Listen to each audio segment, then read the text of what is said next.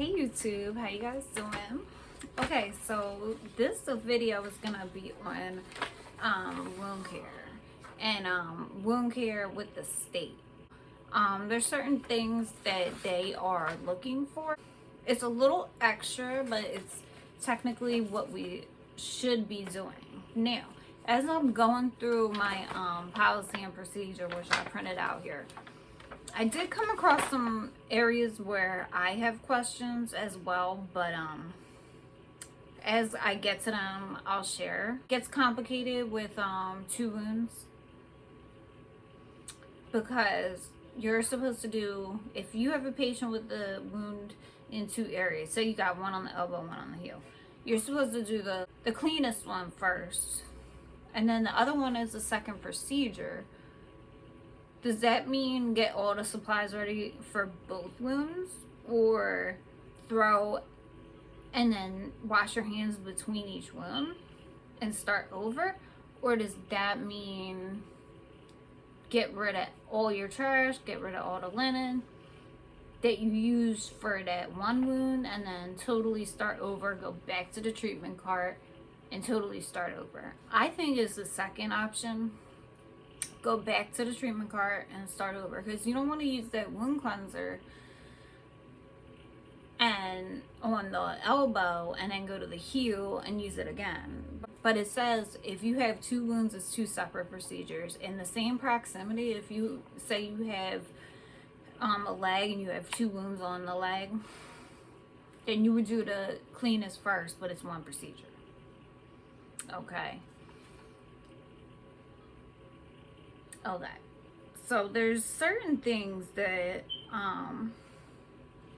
when you're doing, when the state's in the building and you're like, all right, I have 2 wounds on my floor, or I have 5 wounds on my floor, all them patients need certain things. Okay, so they need a trash can in the room.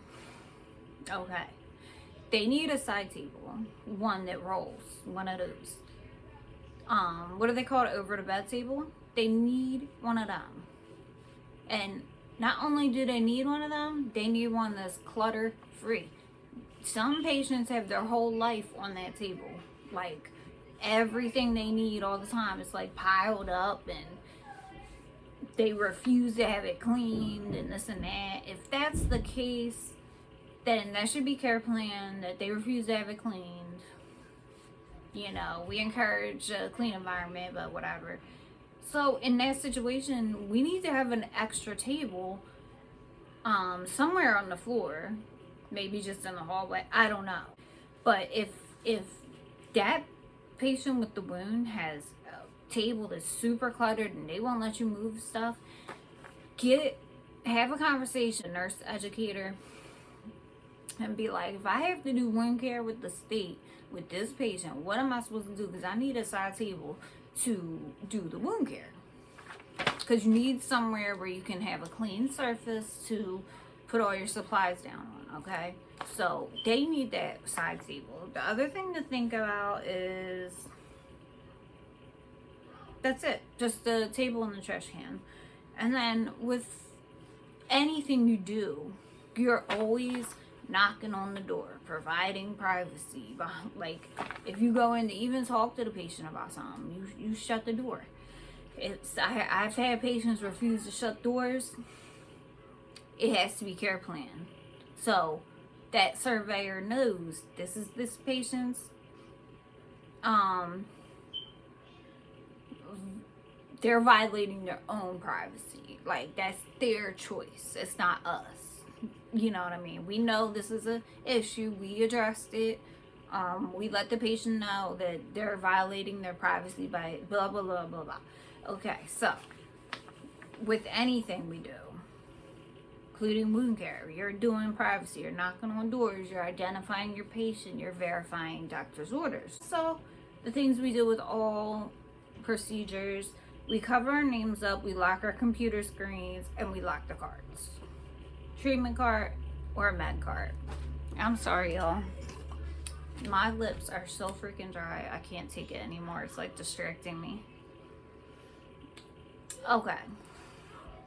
So the thing that the policy and procedure had me a little confused on, where I'm gonna ask my nurse educator, is for, it says PPE as indicated. So I'm pretty sure that means if you have a wound like a stage 4 or a wound that's draining, maybe you're doing a wound vac, that needs to be done in a you need isolation. Basically, that's what we're doing.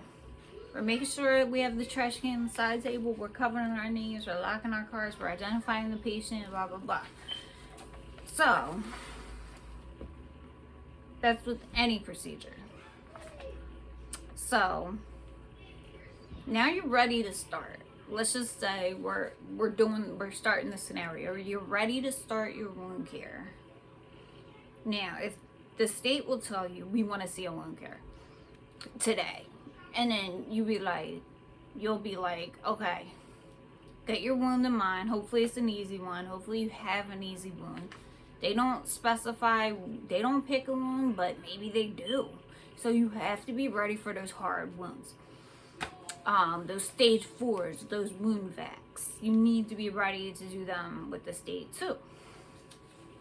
Okay, so you think about all your wounds, and you be like, and you talk to your, if they don't give you a time frame, you got, if they come up on the spot and be like, I need to see a wound, and you know that you have a bunch of stage 4s or complicated wounds, and you'll be like, all right, well, you need to come back in like 45 minutes because I need to pre-medicate this patient for their wound care. And they have to be like, okay, like you can't do a stage 4 if you didn't pre-medicate. Like you need to give them their tramadol, their morphine, their oxycodone, whatever they got for pain. Even if it's just Tylenol, if you think Tylenol is not sufficient,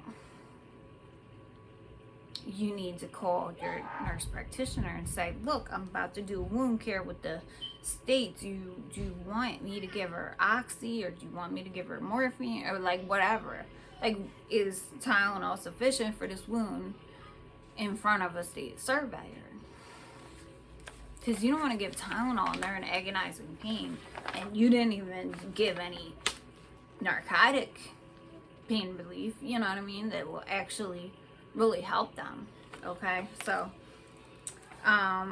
so you go in, so say you're ready and you're like, all right, I'm gonna start.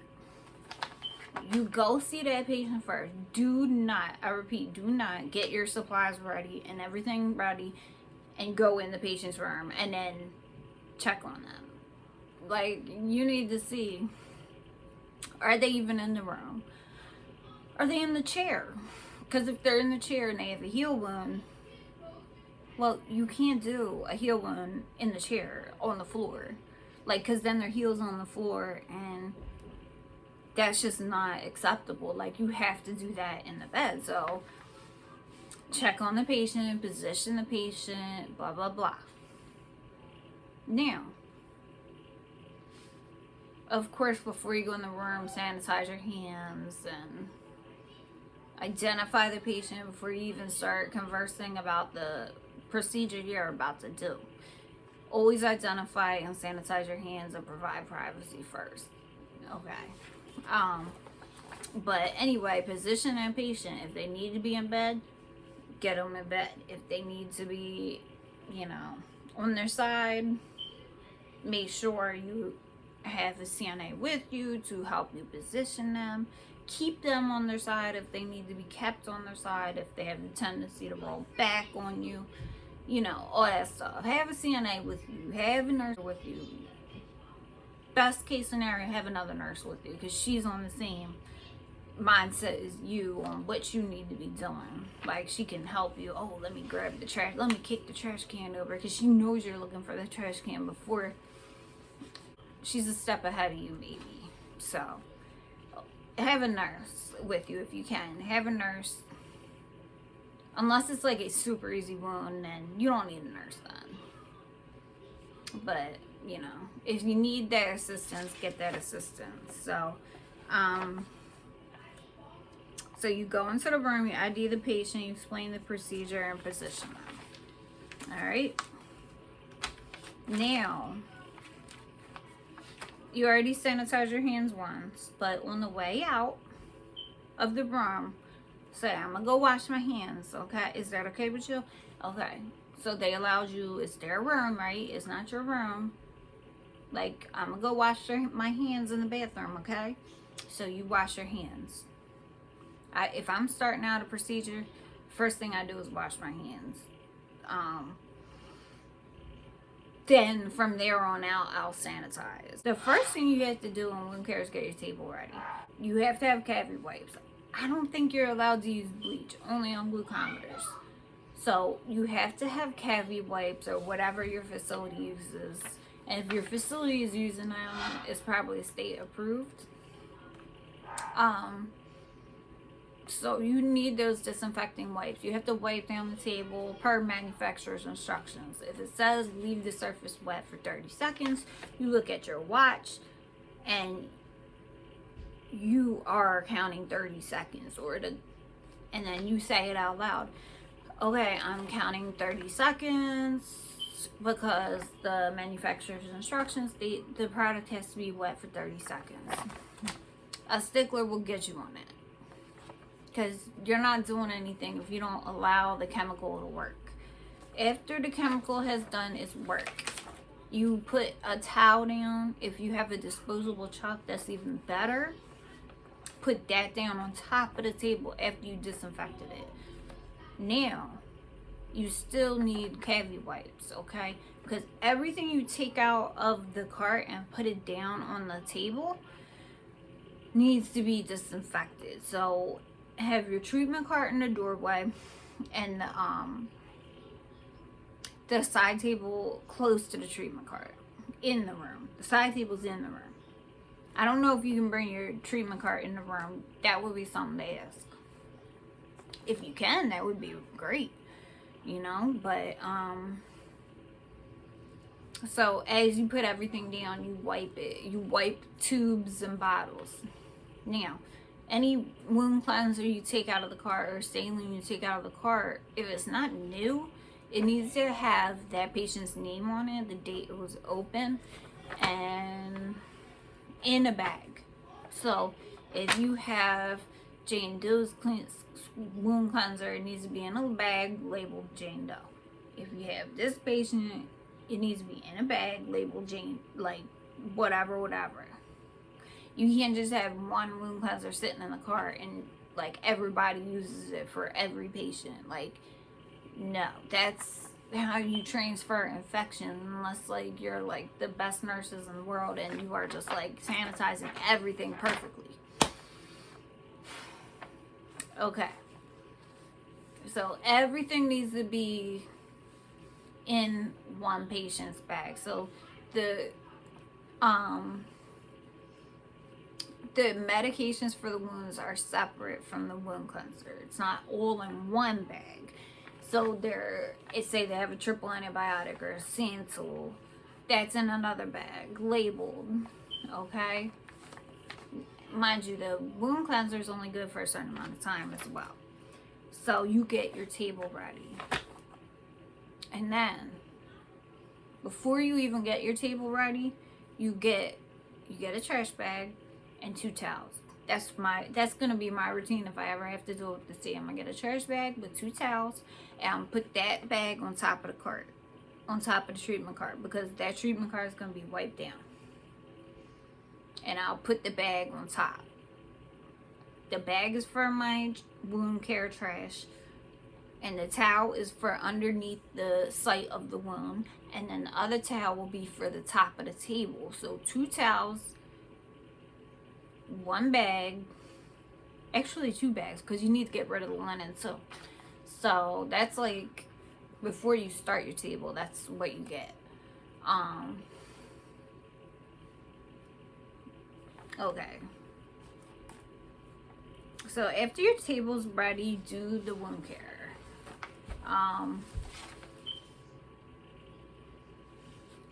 So with wound care, you only pat dry, you don't wipe anything. You only pat. If you see signs and symptoms of infection, continue on. complete the wound care, but after you're done, say, I'm gonna call the doctor because that wound had an odor, yellow, purulent drainage. I'm gonna go tell the doctor, unless they're already being treated for the infection, then it's like, oh, okay, yeah, we already addressed this infection that they have. And you can let the surveyor know that. So have a conversation with the doctor if you do see signs of infection. Now, when you're done, you keep your gloves on and you throw everything out. Then you take off your gloves. You throw everything out. You put all the dirty linen in the second bag. On somewhere. Like on the bed or on a chair maybe or something. Because the bag, outside of the bags are clean. So just sit them down somewhere. And sanitize your hands before you go out in the hall. Dispose of the linen. Dispose of the trash. No gloves in the hallway, so you have to carry the bags without gloves. And then you're done. But after you take your gloves off and you're still in the patient's room, give the patient their call bell. Make sure they have their water within reach, and then you can bring the linen out, bring the trash out. And where do you put the trash? I always just throw it outside the room in like the hazardous waste trash room, but it's not a red bag, so maybe we should be throwing out in a red bag. That would be something to ask your nurse educator or unit manager or somebody. Where am I throwing out my wound care trash with the state? And before you leave the room, also like provide safety too. Like make sure if you move their floor mats, make sure you put them back down. If you took off their bed alarm so you can move them around without it going off, turn it back on. Like, you're always providing their basic needs: safety, water. So yeah, I think I hit on everything with wound care. So if you have any questions, let me know in the comments. And that is it, guys. If you want to see other topics covered, let me know. I'll do my best to do them. And that's it. If you watch this long, thank you so much. Hit like and subscribe, please. I'd appreciate it. Yeah, that's it, guys. I'll talk to you soon. Bye.